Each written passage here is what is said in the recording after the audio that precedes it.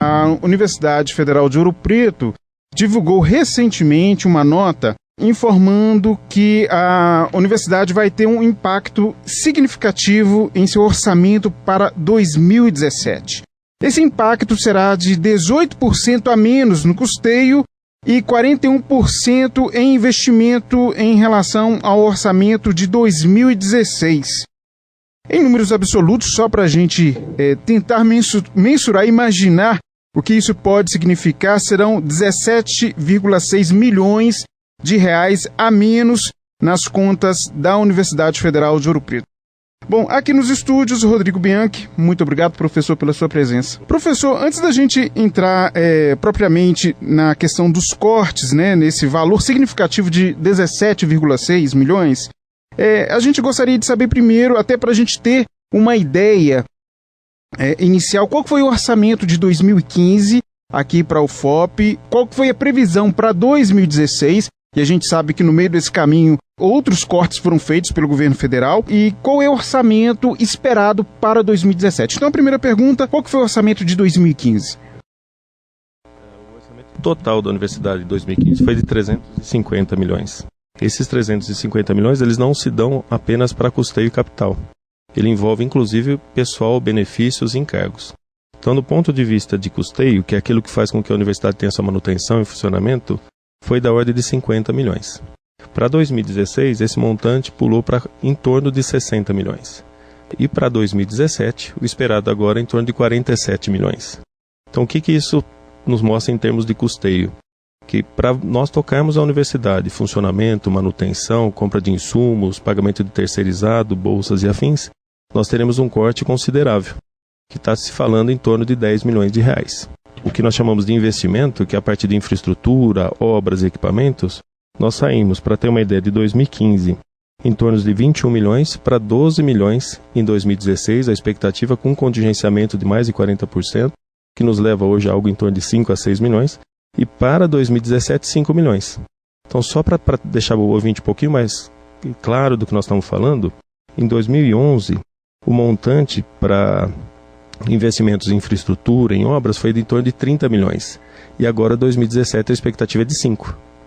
Então, é um corte abrupto, passando por um processo de expansão muito ampla, e agora, num processo de consolidação de todas essas frentes dos 10 anos, nós nos deparamos com um corte da ordem de 17 milhões, sendo grande parte dele em obras, infraestrutura, laboratórios, equipamentos, e uma boa parte deles em termos de pagamento de pessoal e bolsas, assistência estudantil, terceirizados e tudo mais. Bom, só para contextualizar também, o governo federal já havia feito um corte de 70% do PROAP, que é o custeio da pós-graduação, e de 20% de bolsas de iniciação científica do CNPq. Bom, o senhor falava aí dos 10 anos, certamente estava se referindo ao REUNE, né, que é o programa de investimentos que nós tivemos aí nos últimos anos, a gente já vai falar sobre ele já já. Agora, a nota que a universidade divulgou falava sobre cortes, anúncio do corte sem diálogo. Como que foi isso? Nós somos informados sobre esses cortes através de um sistema do governo chamado CIMEC, que é o Sistema de Monitoramento, Execução e Controle das Universidades Federais para as Universidades Federais. E nós recebemos essas informações por meio eletrônico, né, dentro do CIMEC no domingo, há uma semana atrás. Na própria segunda-feira nós já articulamos com toda a nossa equipe para saber qual que seria o impacto desses cortes. A Universidade Federal de Ouro Preto, até que eu saiba, foi a primeira universidade a se manifestar contra esses cortes. É importante o ouvinte saber de que nós estamos contra e queremos reverter esses cortes. Elas se dão dentro de um pré-requisito que chama Projeto de Lei Orçamentária Anual, onde o governo estabelece as suas prioridades para o ano que vem. Então, esse ano nós temos um projeto de lei, vai ser votado pelo Executivo e depois a sanção do presidente. Então, esses cortes ainda eles podem ser revertidos. Então, na segunda-feira nós nos deparamos com isso. Em termos de números, um corte de custeio representa aí basicamente 2 meses do nosso funcionamento. Nós já estamos passando por um processo de contingenciamento e cortes amplos desde 2013. Então agora, 2017, o que nós tínhamos que otimizar de uma forma mais branda, mais impactante, nós fizemos. Então 2017 a gente é pego agora com uma informação desses cortes consideráveis num projeto de lei orçamentária. Como eu disse, pode ser revertido sim, e a gente espera que isso, né? Como a gente costuma dizer, a gente não corta aquilo que se prioriza, Então, a educação é uma prioridade do nosso país. Então, nós estamos batalhando para isso e, consequentemente, isso pode ter uma leitura ampla. A UFOP foi a primeira a se manifestar. Hoje, acho que a nota da reitoria da UFOP, que é bem clara, inclusive em relação aos cortes e o porquê dos cortes, né? O inesperado porquê dos cortes, ela está em todo o território nacional. Várias universidades estão utilizando essa nota da UFOP como pré-requisito, inclusive para se balizar o planejamento de 2017. Você falava, professor, vocês foram pegos de surpresa. Isso já aponta para uma falta de diálogo. É esperado que, com a mudança de governo, seja na situação que a gente está acompanhando hoje no país, ou no processo natural de eleições, né, diretas, sempre haja adequações, contingências. Como a universidade espera mudar esse quadro diante do governo, um governo que está num contexto totalmente diferente do anterior? E como que a universidade tenta e acredita que vai solucionar essa situação, se é que é possível dizer isso, né? Acho que a pergunta é bem pertinente, né, Glaucia? Nós acreditamos realmente numa universidade pública, gratuita, de qualidade para todos. Haja vista que nós temos um processo de cotas hoje, inclusive de gêneros, diversidade e socioeconômico, de 50% de alunos cotistas. E temos um programa que é o Programa Nacional de Assistência Estudantil para subsidiar isso. Esse programa teve um corte de 3,56%. Então, olha só, nós temos cortes no PROAP, como você mesmo falou, como manter os cursos de pós-graduação. A UFOP receberia em torno de 750 mil, 800 mil reais de PROAP, mas nós temos que fazer a nossa pós-graduação funcionar. Essa é uma obrigação nossa, inclusive como imaginar uma universidade pública, uma universidade gratuita para todos. Quando a gente está falando de pós-graduação, a gente não está falando só do curso, a gente está falando de pesquisa. Está falando de pesquisa, pós-graduação e pessoas, sobretudo pessoas. Então, nossa prioridade foi sempre em manter as pessoas, certo? Em fazer com que a prioridade seja pessoal, sejam eles bolsa, sejam eles terceirizados, seja ela assistência estudantil. É difícil equacionar isso. O impacto desses cortes, se realmente eles se concretizarem, como eu falei, ele vai ter um impacto, 2011, 31 milhões de reais para infraestrutura e equipamentos. Se a gente colocar a inflação aí, pode colocar pelo menos mais uns 5 ou 6 milhões. Então, vamos pensar num cenário de quase 40 milhões, proporcional a 2011, para 2017, 5. Então, como nós vamos conseguir equacionar a qualidade do que nós pretendemos para a nossa universidade para 2017, 2018, se está tendo um regresso nisso aí? Eu acho que é interessante o ouvinte compreender melhor, né, que o montante destinado a 2017 em termos de custeio e capital, tá tirando o pessoal, encargos e benefícios, né, que é o grande montante de uma universidade, ele representa mais ou menos o equivalente a 2005. Então nós estamos retornando a 10 anos, a 11 anos nesse período. Então nós estamos descaracterizando essa expansão grande que foi em 10 anos. Isso é preocupante. Para tentar equacionar isso, não adianta só a gente otimizar, não é otimização, nós não somos uma empresa. Nós temos que trabalhar com as pessoas, temos que trabalhar com as características de cada um e com as suas diversidades. Tá? A pessoa faz parte desse universo que é a universidade. A universidade faz parte da graduação, a pesquisa, o crescimento foi grande demais nesses 10 anos e a gente quer realmente que tenha esse comprometimento com a educação. Quais setores poderão ser atingidos caso a universidade não consiga reverter essa situação diante do MEC? Eu acho que é interessante, Cláudio, deixar claro o que representa esses 17 milhões. Nós temos aí um pouco de alguns programas, né? Nós não vamos citar agora não, são alguns deles, mas basicamente 5 milhões em capital, que a gente fala de obras e equipamentos, e 10 milhões de custeio. 10 milhões de custeio representam 2 meses de funcionamento da universidade. 5 milhões de obras, se compararmos a anos anteriores, inclusive colocando a inflação, nós estamos chegando basicamente ao que éramos em 2006, 2007. Lembrando que em 2011 nós tivemos 31 milhões em obras. Então isso compromete, em primeira parte, em termos de infraestrutura, a consolidação desses 10 anos que nós estamos trabalhando em termos dos laboratórios de graduação, os laboratórios de pós-graduação, a pesquisa na universidade. Então, prejudica drasticamente uma manutenção preventiva, corretiva e preditiva da universidade. Quer dizer, não é simplesmente, não tem dinheiro para investir, não vamos construir mais nenhum prédio. Não é isso. Muito pelo contrário. Nos últimos 10 anos nós expandimos, crescemos muito nos últimos 10 anos, induzido pelo próprio programa, né, de reestruturação universitária, expansão e estruturação universitária, e agora nós precisamos manter aquilo que foi construído. Em linhas gerais, para deixar claro para o ouvinte, né, nós compramos um carro e agora nós estamos na fase de manutenção desse carro. Então nós precisamos realmente de recursos para poder manter esse carro em funcionamento. Não só da gasolina, que é o insumo, né, que é os laboratórios de graduação e pós-graduação precisam, a própria universidade, a parte administrativa, mas também da correção daquilo que foi feito. Pintura de prédios, consertos de telhados, parte de segurança nos campi, nós tivemos todo esse boom enorme, e agora para manter essa estrutura, se nós não conseguirmos manter, nós vamos só cada vez danificando mais uma, prejudicando mais um pouco dessa infraestrutura. Dentro deste processo do Reúne, nós temos ainda algum curso, sei que você tem essa informação, como se diz, supetão, né? Porque isso não estava combinado também. Claro. Tem algum curso ainda que está se adequando, finalizando a sua infraestrutura, ou todos os cursos contemplados a partir do Reúne já estão redondinhos, fechados, funcionando? Não, infelizmente não estão redondos. Vou dar o exemplo de um dos cursos, o próprio curso de jornalismo.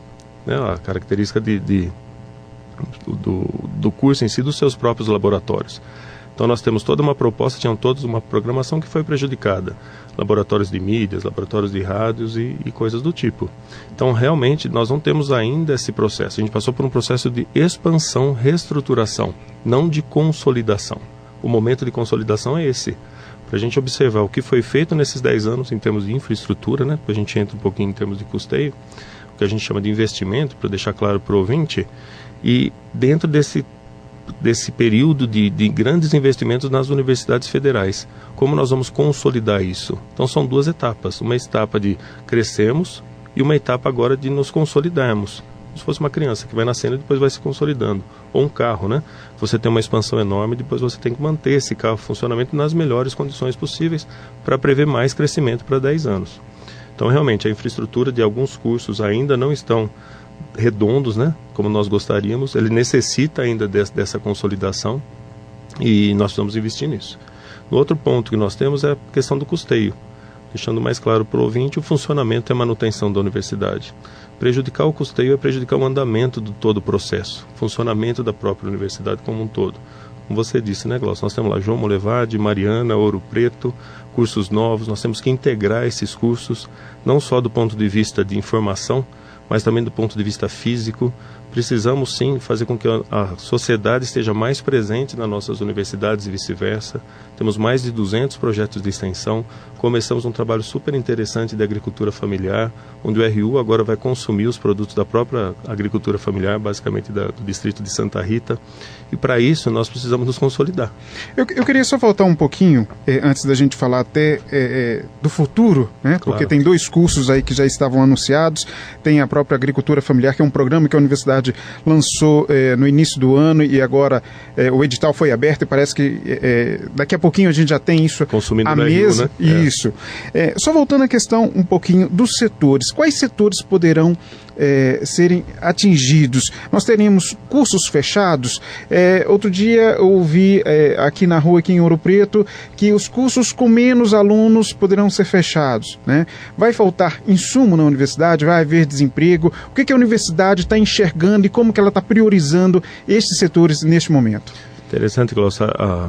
Eu acho que a palavra que nós temos muito usado, inclusive no Conselho Universitário, é pessoas. Então a priorização é sempre de pessoas.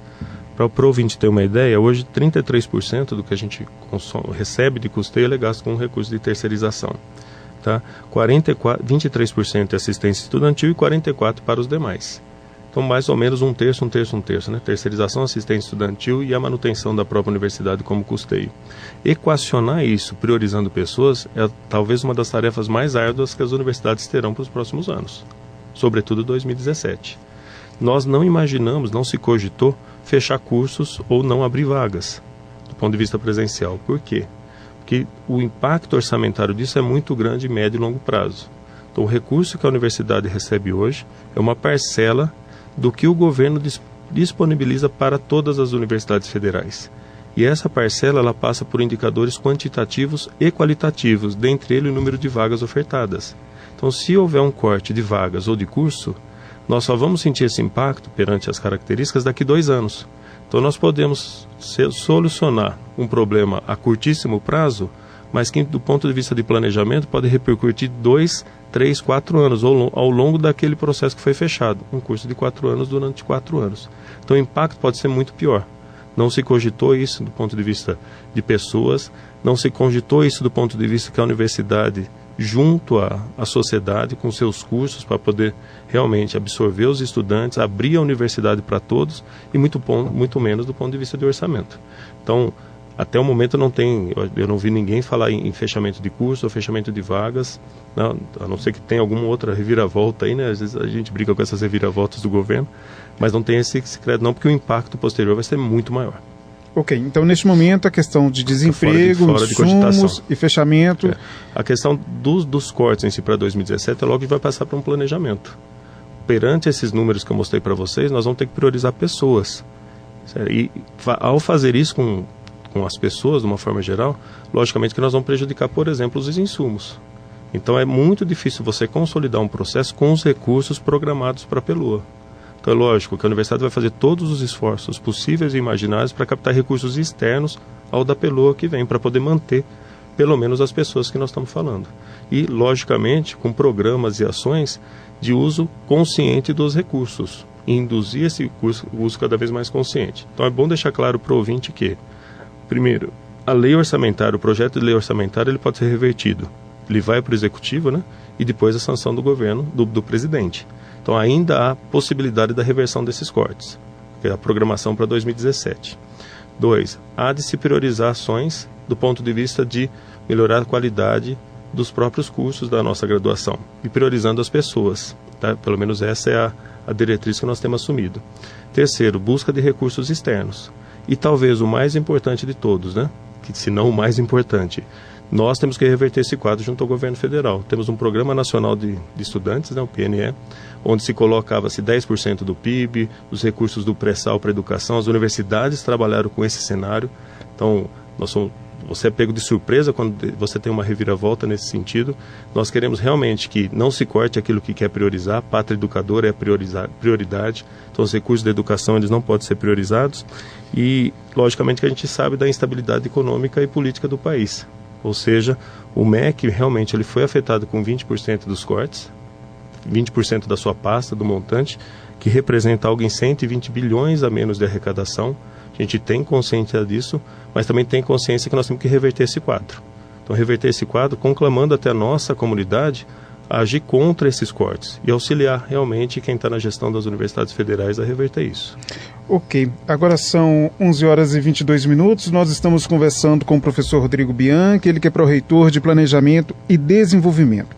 Bom, no ano passado nós já tínhamos aí o anúncio de pelo menos um novo curso pela Escola de Minas e também Engenharia Urbana, salvo engano, e o curso de Medicina para o Vale do Aço em Ipatinga. Como que estão esses planos?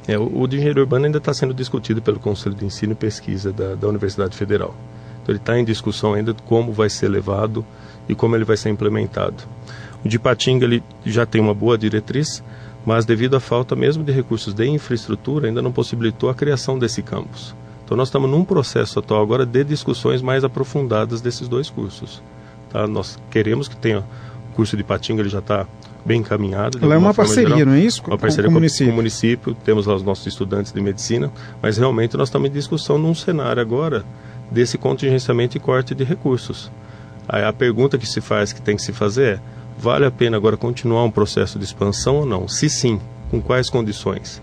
Então essa discussão está sendo feita, né, no ponto do Conselho Universitário, de uma forma bem, sobretudo de engenharia urbana, né, de uma forma bem consciente para se discutir realmente essa vocação da universidade e, consequentemente, esse uso de recursos. Agora, voltando 6 meses, 8 meses no tempo, este cenário que a gente está vendo hoje, ele já estava um pouco anunciado, né? Tanto na questão política quanto na questão econômica. Outro dia eu até conversava com Danilo Nonato, que está aqui operando a mesa, que em algum momento a gente não acreditava que poderia haver o processo de impeachment, que ele pudesse ser instaurado e pum, aconteceu, né?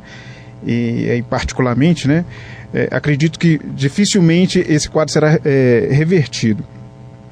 Mas nesses 8 meses, voltando à questão inicial, esses 8 meses, a universidade já tinha um anúncio aí, um cenário se constituindo. E a UFOP não estava parada, né? Eu lembro que nós tivemos uma conversa aqui no estúdio, com toda a imprensa, no estúdio da TV UFOP, inclusive, e a UFOP já estava assumindo algumas ações, né? Naquele momento e antes daquele momento. Eu queria saber como que está esse processo aí de enxugamento das contas, como que está sendo feita essa administração da universidade, inclusive preparando para um cenário que pudesse piorar, o que de fato está se concretizando. Está se concretizando. É legal, Glaucio. Acho que essa pergunta é bem interessante, né? Há sempre 2 ações a serem trabalhadas. Uma do ponto de vista da gestão, da responsabilidade em se manter uma universidade, e a outra do ponto de vista de reversão. Reversão do ponto de vista de se cobrar do governo aquilo que realmente se acredita para uma universidade pública e gratuita. Então, do ponto de vista de responsabilidade, o gestor ele tem que ter responsabilidade com a universidade, de uma forma geral. Ele tem que manter os terceirizados, tem que manter o seu quadro profissional, seu quadro de professores. A gente tem observado essa tendência de cortes desde 2013. Então, do ponto de vista do planejamento e desenvolvimento, acompanhando até a economia, né? Pré-Copa do Mundo, pós-Copa do Mundo, cenário de impeachment, manifestações nas ruas, esse cenário já estava claro de cortes e de baixa arrecadação do governo. Então, uma vez que você tem baixa arrecadação, você tem poucos recursos a serem repassados para o setor público de uma forma geral, e as universidades estão dentro desse contexto. Então, a gente veio trabalhando com a nossa comunidade do ponto de vista de despertar a necessidade agora do que a gente chama de conscientização de gastos públicos, até dentro de um programa do governo que chama Esplanada Sustentável, para prevalecer isso. Dentre eles, várias ações para que a gente pudesse realmente, eu não vou dizer economizar, mas realinhar os nossas aplicações. Por exemplo, realinhar agora os postos de trabalho de terceirizados, a tal ponto de, ao invés de aumentarmos os números, realmente ocuparmos outros setores com os terceirizados já existentes. Tá? Ou mesmo analisarmos, olha, como que está uma política de impressão. Coisa boba, né? A gente foi pensar numa impressão, papel, só que só em economia de papel, quando a gente muda o sistema, foi mais de R$200 mil em economia em papel.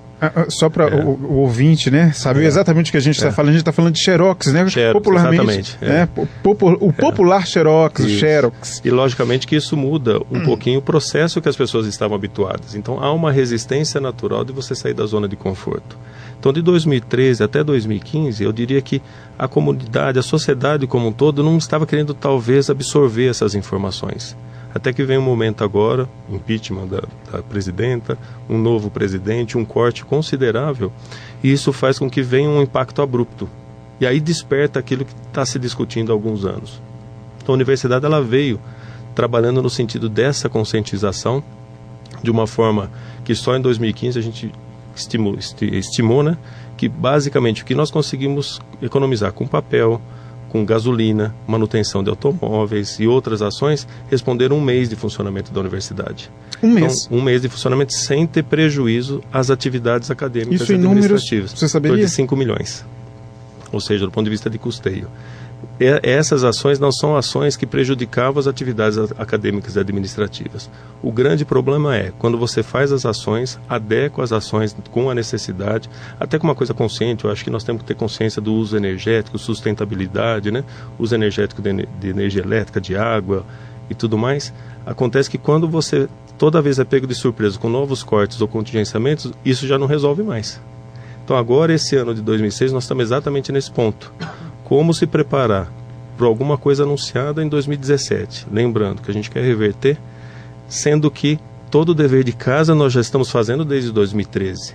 Não foi uma informação que foi pega de surpresa. O impacto dos cortes é que nos pegou de surpresa, que era muito mais do que a gente estava esperando. A cada novidade uma surpresa, mas... Exatamente. É como se a gente sempre fosse pego com um jogador reserva que entrou e fez o gol. Mais ou menos isso no campeonato, que eu acho que fica mais fácil. Para o momento é bem adequado, né? De repente uma seleção feminina que é melhor ainda, né? Porque a masculina nós não vamos dar exemplo. Não. Melhor não.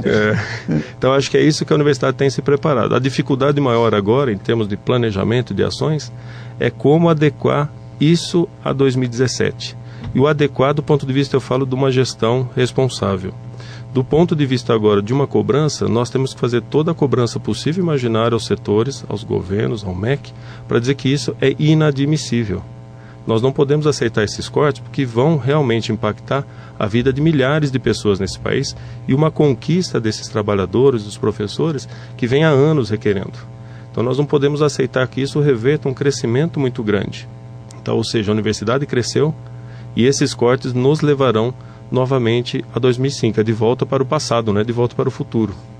Então nós não podemos aceitar isso. Apenas na questão do orçamento, porque a estrutura é a de 2016 mesmo. Muito bem colocado. Nós estamos com um time para entrar em campo e entrar num grande campeonato, para deixar bem mais claro assim. E nesse momento nós não temos dinheiro talvez para comprar as camisas. Então acho que esse é um bom argumento. Nós estamos com um time muito bem preparado, a universidade fez o papel dela, do ponto de vista de preparar a sua estrutura. É lógico que o Real Madrid, se a gente pegar o Barcelona ou pegar o Ameriquinha, alguma coisa assim, ele não é 100%, tem falhas todo esse processo. Mas ele tem a pujança de falar assim, nós fizemos esse dever de 10 anos. Tem agora, a garra, né? Agora nós não podemos esquecer que nós podemos dissolver isso com uma coisa menor. Então, se o processo de crescimento, as universidades fizeram bem feito, ocuparam seus espaços, como eu falei, mais de 230 projetos de extensão com a comunidade dos nossos campi. Isso é belíssimo, agricultura familiar, todo o trabalho que a gente fez de trazer o agricultor, o Circula Feira aqui dentro do campus e várias outras ações, acessibilidade, 50% de cotas.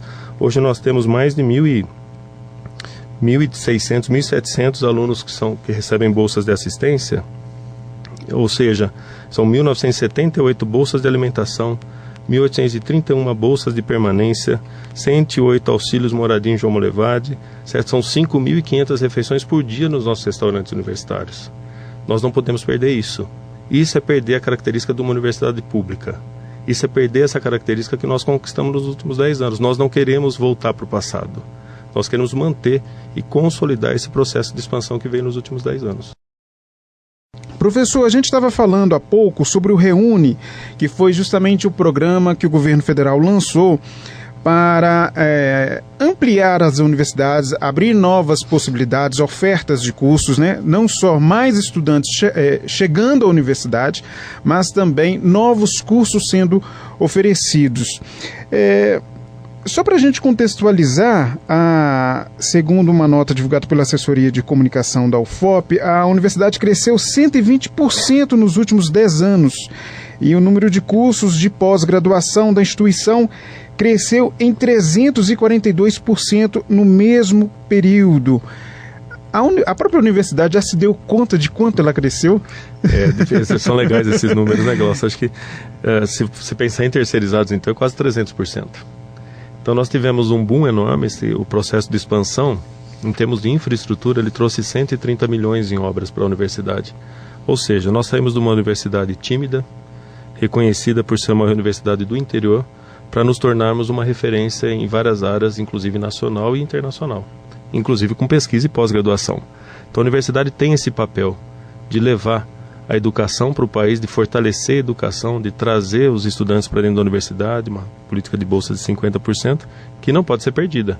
Só que esse processo ele foi bem amplo nos últimos 10 anos, visando o crescimento, quantitativo ou qualitativo que seja. E aí mostra esses números da universidade. Hoje nós estamos com 13.021 estudantes de graduação, um número altíssimo, imaginando que nós temos em torno de 5 ou 6 mil há 10 anos. Então a universidade tem se reconhecido nesses últimos anos. Eu costumo dizer que a universidade ela tem toda a sua tradição secular, dos últimos séculos, a Universidade Federal de Ouro Preto, mas com um quadro de professores e TAs de cerca de 50% a 60% constituído nos últimos 10 anos, a universidade está se reconhecendo. E ao se reconhecer, naturalmente, ela não se dá conta muitas vezes dos números que ela criou. Inúmeros laboratórios de pesquisa, investimento nessas áreas, programas de pós agora se consolidando, estudantes vindo de todo o Brasil a estudar na UFOP, a quebra de regionalismo, 30% dos estudantes, basicamente dos distritos ou das regiões que a UFOP se mantém. Então, uma nova universidade. E esse crescimento, ele passa, sim, por todo esse processo de expansão que realmente foi muito bom para as universidades federais do país. Bom, só para trazer um pouco mais estes números, hoje na graduação a universidade, o professor anunciou aí, são 13 mil, Isso. Mais precisamente os dados de hoje em tempo real, quem quiser acompanhar no www.ufop.br, inclusive estes números e a nota também divulgada pela universidade, são 13.126 alunos na graduação, com 51 cursos, e entram aqui tanto presencial quanto os cursos à distância. Bom, na pós-graduação nós temos 1.533 no mestrado e doutorado, e 549 na especialização, né? Temos 41 cursos, estrito sensu, que é mestrado e doutorado, e 19 especializações. Temos 822 técnicos administrativos. E o número de professores, tanto efetivos quanto substitutos, chegam a 951. Isso nos 3 campi. Exatamente. Se você ver, por exemplo, em termos de professores doutores, nós saímos em 2012 de 494 para 848. Isso mostra a característica da universidade, inclusive para a pesquisa. Ou seja, um crescimento de graduação, crescimento de laboratórios de pesquisa, laboratórios de graduação e um crescimento da pesquisa. A pesquisa em si traz a internacionalização, que é de extrema importância, faz com que a universidade deixe de ser conhecida aqui na região Ouro Preto, Mariana, agora em João Molevade, mais recente o campus, né? E passa a ser reconhecida mundialmente. Um exemplo bem claro foi um curso que foi dado a alunos estrangeiros, onde teve uma repercussão extremamente positiva. Este agora do Festival de Inverno. Isso, ou seja, a universidade passa a ser, pela sua característica secular, ela era conhecida em algumas áreas estratégicas, entre elas, logicamente, Minas, metalurgia, farmácia, e passa agora a ser conhecida em várias áreas de conhecimento, ou seja, da extensão com alunos de humanas até a parte tecnológica e inovação. Então você tem toda uma pujança da universidade muito grande que realmente faz a mudança do seu entorno. E isso é importante para se manter, nós não podemos perder isso. Ok. Professor, nós falávamos sobre os 10 anos do Reúne, quanto a universidade cresceu, né, com cursos, com novos alunos chegando, mais alunos chegando. Agora, como pensar a universidade para os próximos 10 anos dentro deste cenário? Porque não tem como fugir dele, mas também não dá para parar. Né? Não dá para cruzar os braços e vamos retrair porque a situação é muito complicada. Pelo menos é o que eu estou entendendo a partir da sua fala. O que a universidade está pensando para os próximos 10 anos e como ela está planejando isso? Acho que essa pergunta é extremamente importante, ela é extremamente pertinente. Nós podemos ficar parados no tempo e também ficar só trabalhando num cenário pessimista. A gente tem que ser muitas vezes modesto, mas também tem que ser muitas vezes audacioso. Então, nos próximos 10 anos, nós precisamos estabelecer planejamentos que realmente venham a concretizar essa consolidação da universidade. Para isso, a universidade está num processo agora de finalização do que a gente chama de Programa de Desenvolvimento Institucional. Enfim, qual é a visão de futuro da Universidade Federal para 10 anos? Essa visão de futuro ela não pode se embarcar, ela não pode estar tomada num cenário de contingenciamento orçamentário. Se a gente imaginar 10 anos atrás e tivesse esse pensamento há 10 anos atrás, onde a gente tinha restrições grandes na universidade, talvez até piores que os atuais, nós não teríamos feito nada nesses 10 anos. Então, estar preparado para o ambicioso ou para o modesto é de extrema importância. Então, a universidade já fez 2 consultas públicas com a comunidade, temos mais de 56 grandes objetivos de direcionamento da universidade, que a gente chama de norteadores da universidade. Esse programa está para ser agora analisado pelo Conselho Universitário, teve uma participação ampla da comunidade, mais de quase 200 pessoas trabalhando nos seus eixos temáticos, e o que a gente mostra, o que nós queremos para a universidade dos próximos 10 anos. São diretrizes, né? Diretrizes. Então, o que nós queremos do ponto de vista de graduação, o que nós queremos do ponto de vista de pós-graduação, o que nós queremos do ponto de vista de internacionalização, da avaliação do orçamento da universidade, como atrelar essas ações do orçamento, enfim. Qual é o diagnóstico atual da universidade, passado esses processos de 10 anos, e quais são as diretrizes para os próximos 10 anos? E essas diretrizes atreladas ao orçamento.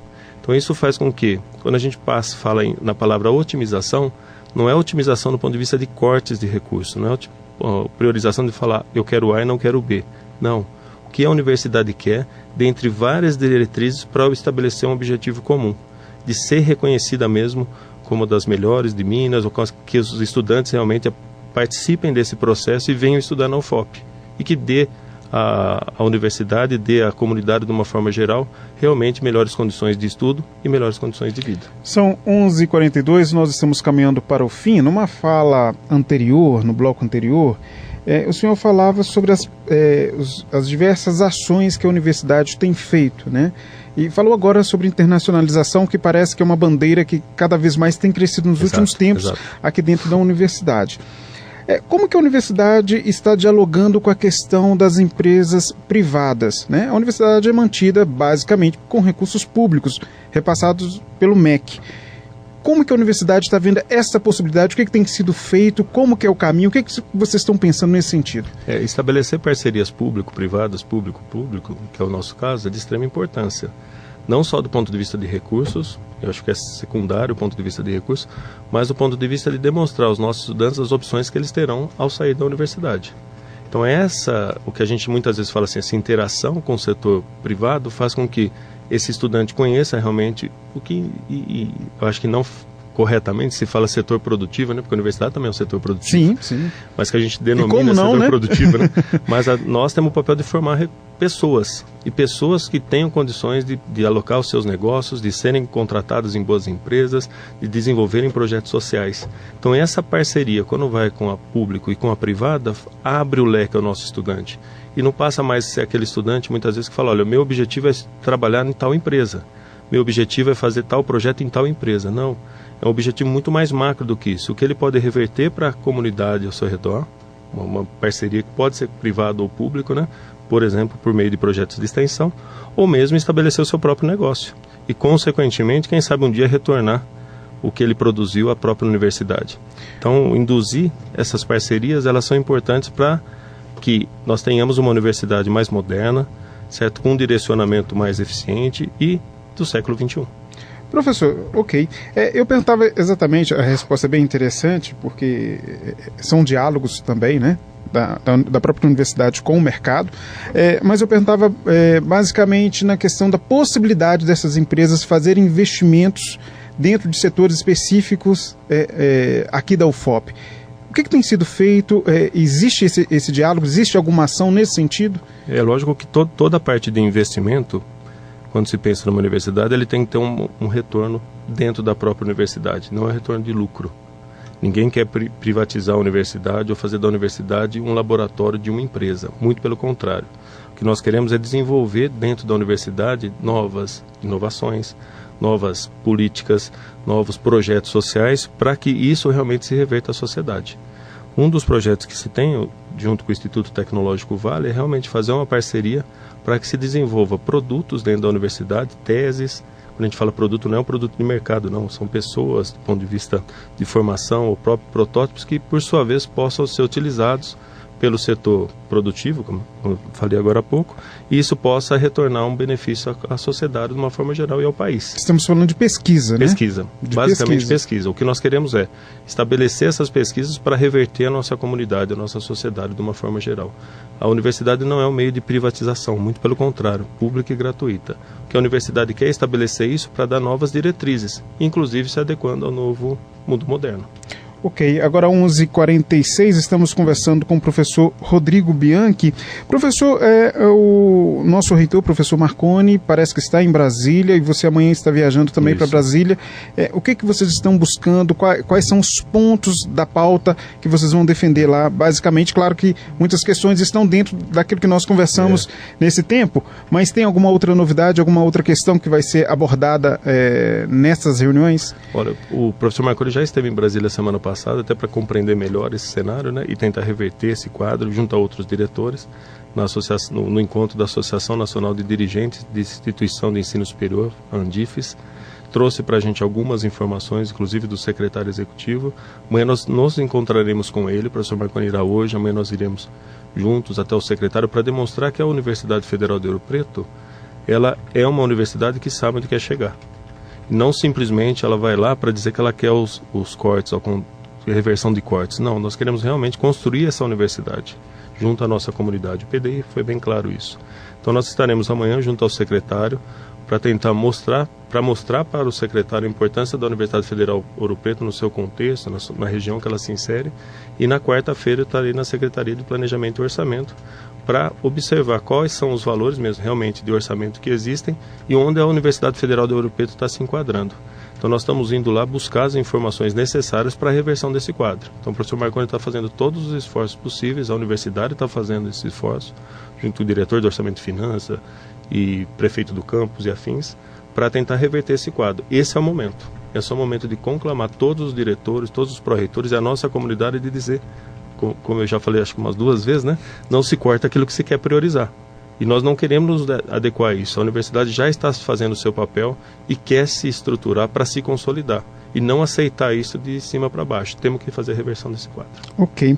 O senhor quer acrescentar alguma coisa nessa questão do orçamento? Alguma informação, alguma pergunta que eu não fiz também? Alguma informação que o senhor quer trazer? Não, acho que está ótimo, Glaucio. Eu espero que na próxima entrevista a gente fale que o quadro se reverteu. Será ótimo, né? Mas realmente nós vamos fazer de tudo para que isso aconteça. Muito obrigado. Conversamos então com o professor Rodrigo Bianchi, pró-reitor de Planejamento e Desenvolvimento da Universidade Federal de Ouro Preto.